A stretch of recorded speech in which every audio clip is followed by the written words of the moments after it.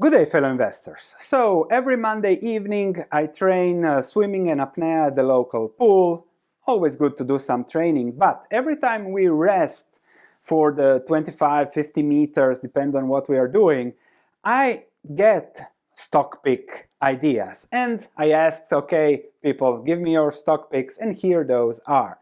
Novo Nordisk, Meituan, and Western Union. So I said, okay, let me look into this, because wherever I go these days and I say I do financial analysis, oh, I have invested in this, in Tesla, there is practically every retail person with some money is invested in stocks.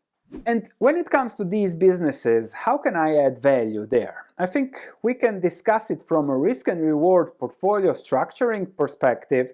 How much to invest, how much would I say is a max potential for the risk and reward in these businesses. Of course, if it's absolute value, you can put all your money into it. If it's too much risk, then you are not doing those things.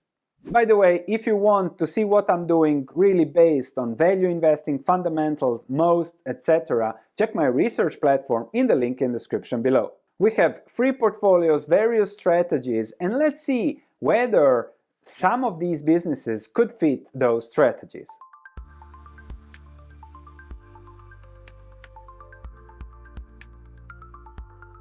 Let's start with Novo Nordisk. I'll get dizzy on these, so okay. But Novo Nordisk, and this also shows what are the main mantra of retail investors often, where they anchor their investment decisions on past prices. This has fallen 65%, must come back. And actually it can come back, because if we look at the stock prices, the market usually overshoots on the upside, also overshoots on the downside. At some point this crash will be overdone, and then I'm sure the stock will rebound plus 50%. At some point, of course. So what's going on? What's the risk and reward? Let's also check the sentiment. If we look at Morgan Stanley, they say next situation, if the Alzheimer drug test fails, that's another big hit for the stock price. On the other hand, if the situation is positive, that will already be a driver for upside for the company. This was published in January 2025, and UBS upgrades it on calling the sell-off overdone.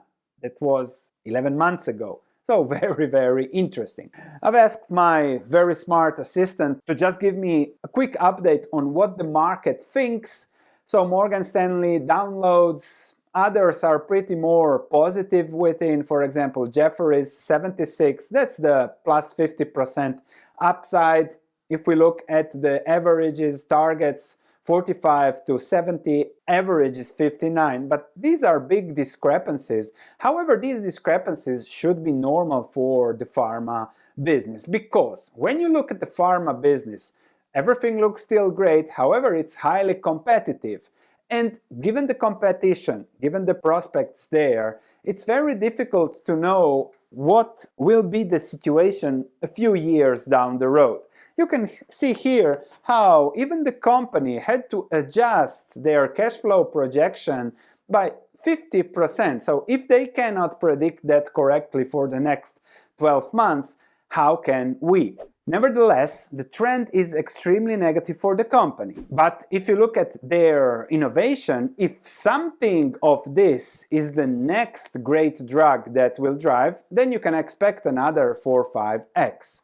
Because everything looks stellar, good growth, especially here, 16, 36, 26%, great. Organic profit 44%, 26%. But now already after these 2 great years, things are stagnating. They need to keep on investing in capex just to keep their position. They are acquiring things, so spending that billions. And here we are on the share buyback dividend around 60 billion, which is compared to the market cap a 6% yield. Already something for the potential upside if this doubles in the next, let's say, 12 months. If I look at the dividend payments, 60 billion Danish crowns per year, But they have already said now, again, something that I hate when the management does, now when the stock is down, when we are losing that growth momentum, we are not going to do share repurchases, we are going to bet everything on growth. And that's something you have to also discuss or see when it comes to the business. What kind of driver does the management have? They have been enjoying a decade of being the best, being the Michael Jordans of the pharma industry. And now they are not anymore, getting older, knee broke, things like that. And now they are still betting on the growth. Why? Because share compensation, everything is on the growth, not on the boring 6% or 3% dividend yield. That's something very important. And over the last years, you can see here, okay, they have increased a little bit the payouts, but it's still, let's say, 60 billion, 6%, and now they cut the buyback. So we are at 3% dividend, something like that. Yes, they have returned great cash flows. However, this growth, 10x in the stock price, is now projected to be a little bit flat. What's going on with pharma, any pharma investing?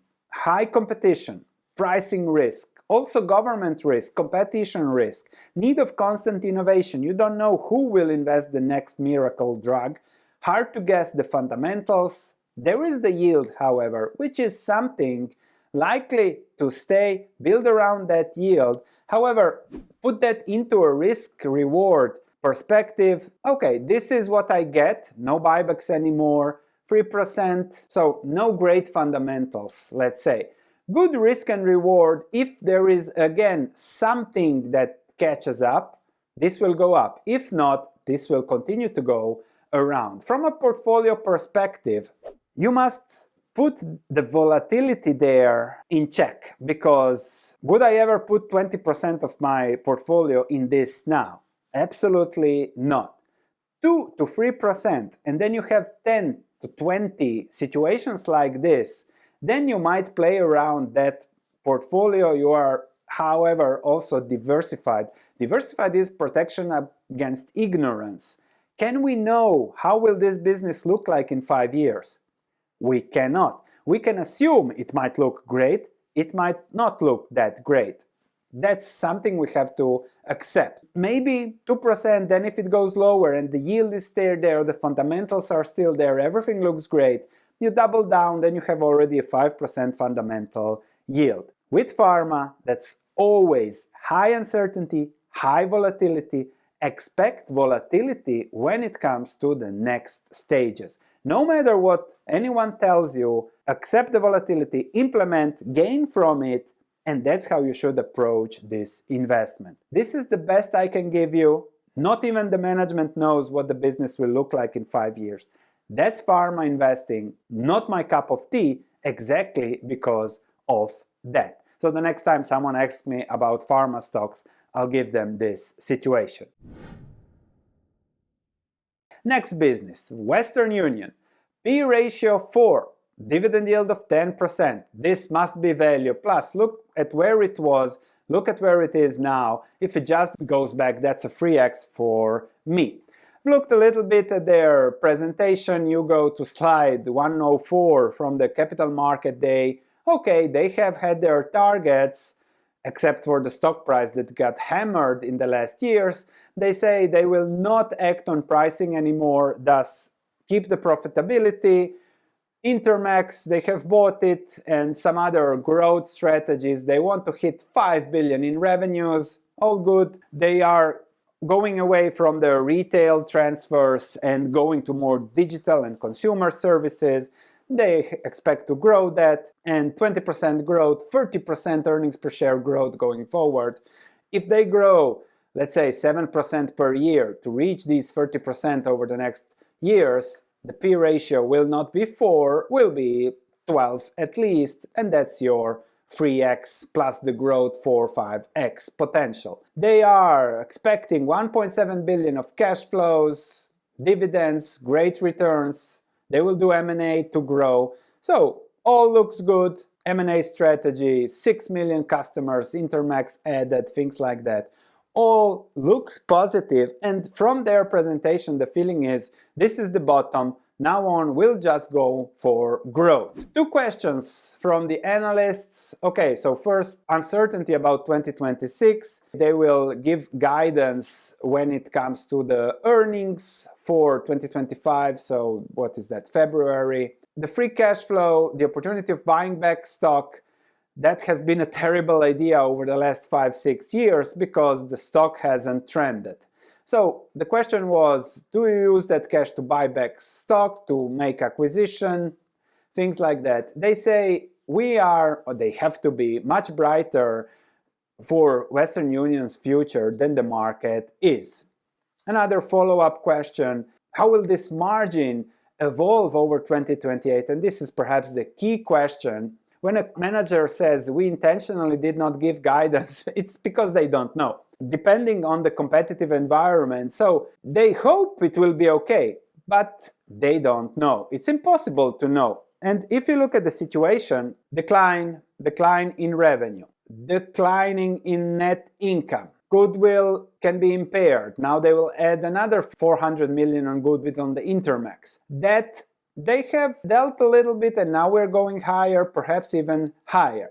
Did they buy this? Yes, that's what they bought. Now Intermex, yes. However, if I look at the last financial quarter there, also declining.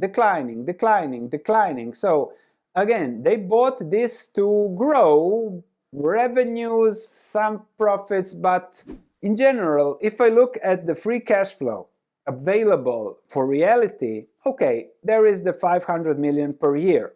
They spent that for next year.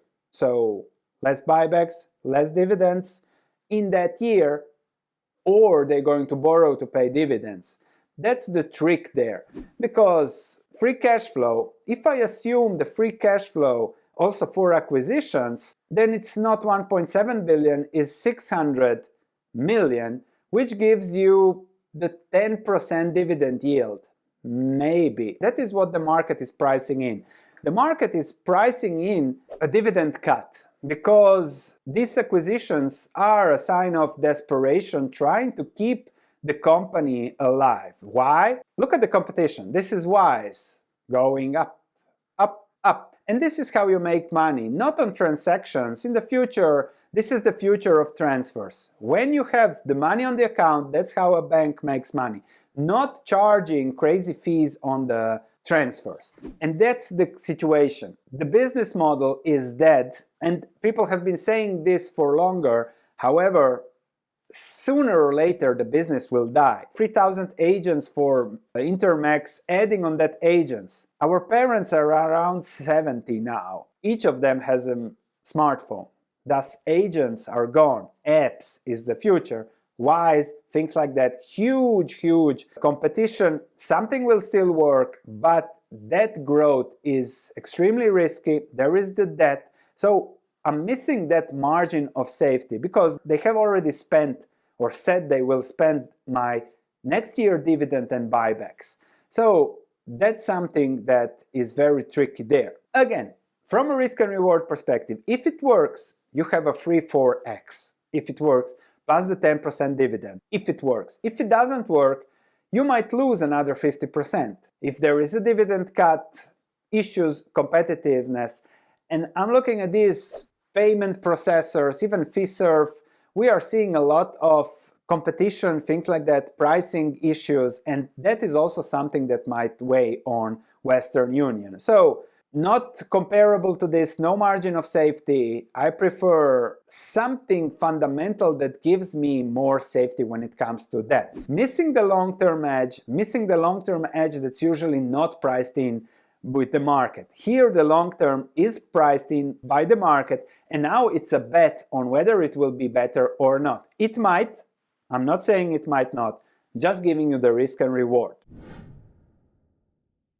Another stock that has declined 60-70% is Meituan. Further decline on price wars with Alibaba, JD. It is just that story, growth, then it goes into desperation where there is no growth.